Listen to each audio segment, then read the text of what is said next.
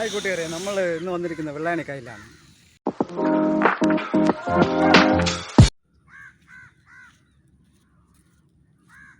ഇതൊരു ശാന്തമായ സ്ഥലമാണ്.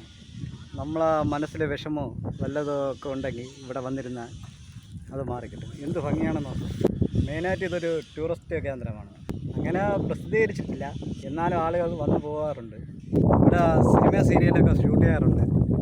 ഈ വൈകുന്നേര സമയങ്ങളിലും ഉച്ച സമയങ്ങളിലും വന്നു കഴിഞ്ഞാൽ ഷൂട്ടിങ്ങൊക്കെ നമുക്ക് കാണാൻ പറ്റും.